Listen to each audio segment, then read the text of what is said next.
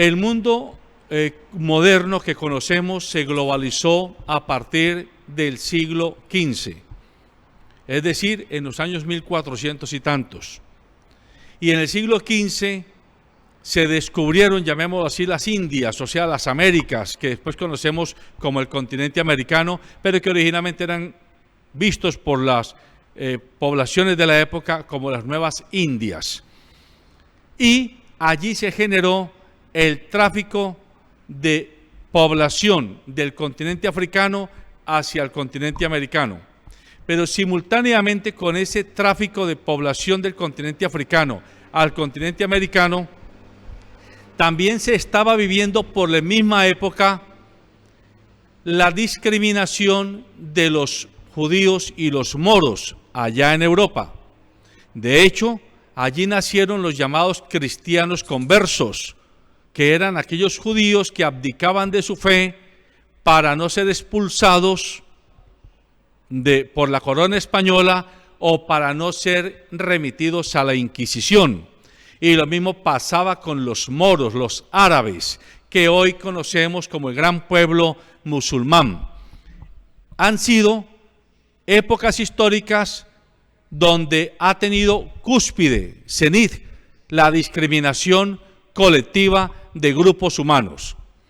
Hoy estamos hablando de un tema muy concreto en América, a propósito de la coyuntura del asesinato de un afrodescendiente en Estados Unidos. Pero también debiéramos de reflexionar que, si bien es cierto, en nuestro continente en particular, la discriminación racial se da con afros y con indígenas, también es cierto que en otras latitudes del mundo hay otro tipo de discriminación racial, o por orígenes de sangre o por orígenes de fe, como ocurre con los judíos y con los árabes y musulmanes en muchas partes del mundo.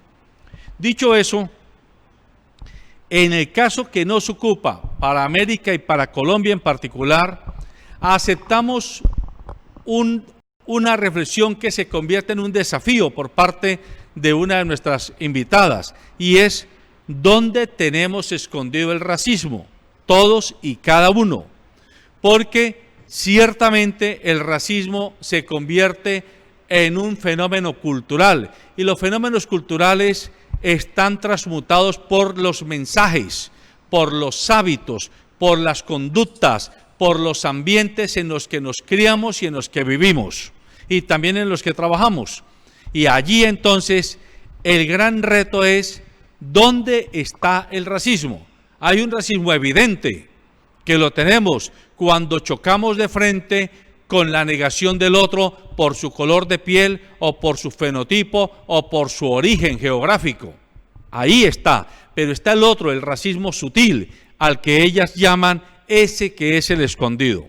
Y esto se conecta con el analfabetismo político que hay en nuestros pueblos, porque nosotros tenemos un alfabetismo político, si así se puede decir, que es el que nos trajeron los europeos, nos inculcaron aquí en los modelos de estados-nación que después se fueron constituyendo y que siempre fueron gobernados y alentados y escritos por población blanca.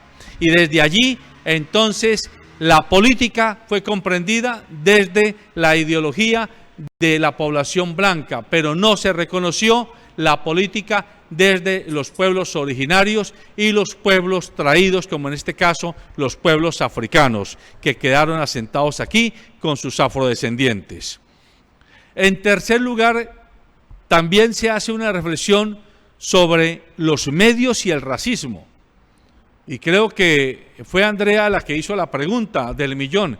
¿Y por qué el tema se toca apenas ahora cuando hay un muerto afrodescendiente en Estados Unidos? ¿Por qué el tema no se toca en tiempo frío, para decirlo de alguna manera? Es decir, cuando no hay un pretexto noticioso. En eso también tiene razón y hace parte de la primera pregunta. ¿Es el racismo escondido? Porque posiblemente necesitamos que hayan ciertos vectores de opinión que explosionen el tema para hacerlo como un tema de agenda mediática, y en ello quizás todos tenemos parte y cuota de razón.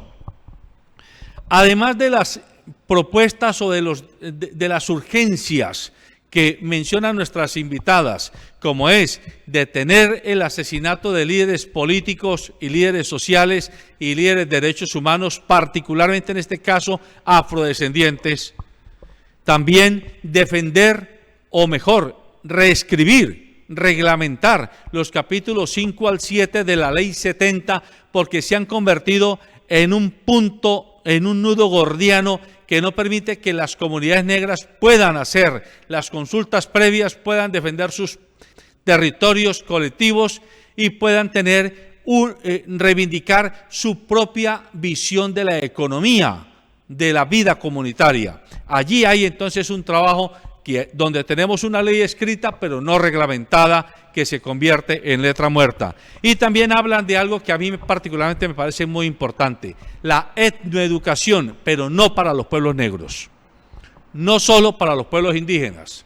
La etnoeducación dentro del currículo educativo estatal para toda la población, porque es la manera seguramente más efectiva de romper con el racismo escondido, de romper con el tratamiento de las poblaciones minoritarias cuando hay coyunturas mediáticas, y como el mecanismo ideal para que el comportamiento ciudadano y colectivo sea un comportamiento donde aquello de que todos somos iguales y de que hay solo una raza no sea solo un discurso, sino que se encarne en la vida cotidiana.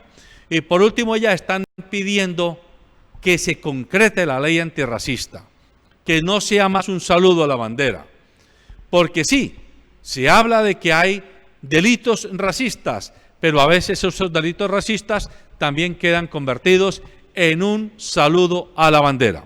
Por último, yo cierro con la invitación a este tipo de líderes reconocidos de las poblaciones minoritarias indígenas y afros, a que sin dejar en ningún instante su lucha, porque de eso no se trata, también, y esto es un llamado respetuoso que hago, es hora también de la autocrítica, porque no puede ser que porque en el resto de la comunidad nacional o latinoamericana o mundial hay corrupción, desvergüenza, cinismo, codicia, maltrato, eso permita que se justificase de alguna medida el que al interior de nuestras comunidades minoritarias pues se lo pudiera aceptar. No, yo sé que ese no es el espíritu de la conducta de los líderes más reconocidos de estas comunidades,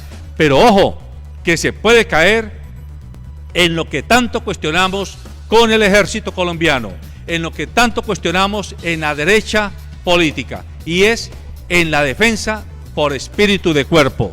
Y la defensa por espíritu de cuerpo es nociva, porque impide que seamos autocríticos, porque impide que podamos cernir los liderazgos y también los comportamientos humanos de nuestras colectividades, y nos hace ciegos, ya no tuertos en mundo de ciegos, sino ciegos en un mundo de tuertos. Y eso sería lo peor para el liderazgo de las comunidades que han sido tradicionalmente excluidas y discriminadas, como es el caso de las comunidades afro. Buenos días.